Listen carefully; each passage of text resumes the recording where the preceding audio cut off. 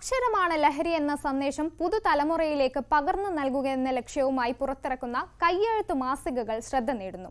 കൊട്ടാരക്കര പൊലിക്കാട് സ്വദേശിയും വിരമിച്ച പ്രഥമ അധ്യാപകനുമായിരുന്ന കെ രാജൻ മാഷാണ് കയ്യെഴുത്ത് മാസികകൾ പുറത്തിറക്കുന്നത്.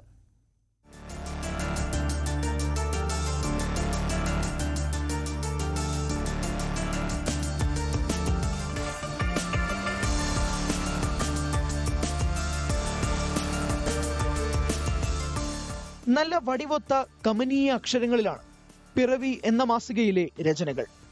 രാജൻ മാഷിന്റെ മഷിപ്പേന തുമ്പിൽ മറ്റുള്ളവർ അയച്ചു നൽകിയ കലാസൃഷ്ടികൾ പകർത്തി എഴുതുമ്പോൾ ജീവൻ തുടിക്കുന്ന അക്ഷരങ്ങളായി മാറും.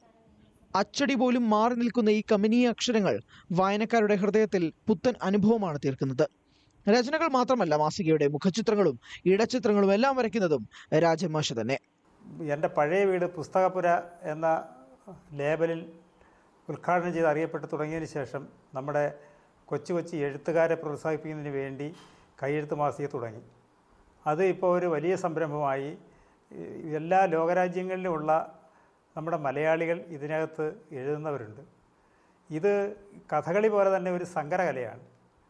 കാരണം ഇതിനകത്ത് എഴുതുന്നവരുണ്ട്, പിന്നെ എഴുതുന്നതിന് വേണ്ടി ഇഷ്ടംപോലെ പുസ്തകങ്ങൾ വായിക്കുന്നവരുണ്ട്, ഒരുപാട് റെഫർ ചെയ്യുന്നവരുണ്ട്, പിന്നെ ചിത്രവേല നടത്തുന്നവരുണ്ട്.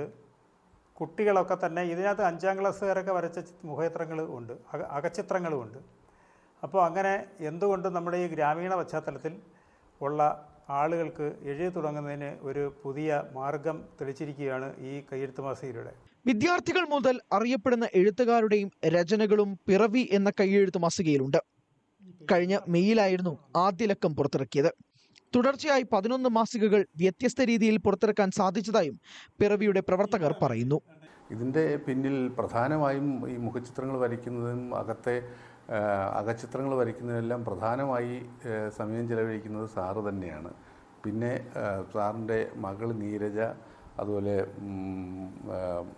നീരജ്, അവർ 2 മക്കളാണ്. അവർ രണ്ടുപേർക്കും അവരുടെ പഠനം കഴിഞ്ഞ് കിട്ടുന്ന സമയങ്ങൾ മുഖചിത്രം വരയ്ക്കാനും മറ്റു ചിത്രങ്ങൾ വരയ്ക്കാനും ഇതൊന്ന് ക്രമീകരിക്കുന്നതിനുമൊക്കെ അവരും സാറിനോടൊപ്പം കൂടാറുണ്ട്. അതുപോലെ സാറിൻ്റെ വൈഫ് ടീച്ചറാണ്. ടീച്ചറും ഇതിനകത്ത് പല ലേഖനങ്ങളും പല സൃഷ്ടികളും അതിനകത്ത് ചെയ്യാറുണ്ട്.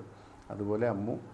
അതുപോലെ ഇതിനകത്ത് വേറെ ഒരു പ്രത്യേക കാര്യം എന്ന് വെച്ചാൽ പ്രായഭേദമന്യേ ഏറ്റവും ചെറിയ കുട്ടി മുതൽ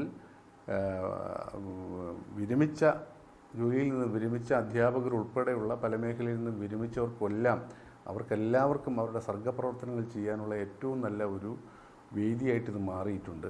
ഗ്രാമീണ എഴുത്തുകാർക്ക് സർഗാത്മകത വളർത്തുവാനുള്ള അവസരം കൂടിയാണ് പിറവി മാസിക ഒരുക്കുന്നത്. ഓരോ ലക്കം കഴിയുന്തോറും എഴുത്തുകാരുടെ സർഗരചനകളുടെ നിലവാരം ഉയർന്നുകൊണ്ടിരിക്കുന്നതും മാസികയുടെ വളർച്ചയ്ക്ക് കാരണമാണ്.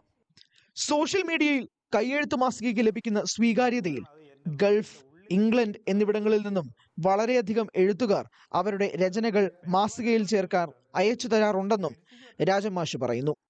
തന്റെ വീട് തന്നെ പുസ്തകപ്പുരയാക്കി മാറ്റിയ രാജൻ മാഷ് കയ്യെഴുത്തു മാസികകളുടെ ലൈബ്രറി തീർക്കുവാനുള്ള തീവ്ര ശ്രമത്തിലാണ്. ന്യൂസ് 18 കൊട്ടാരക്കര.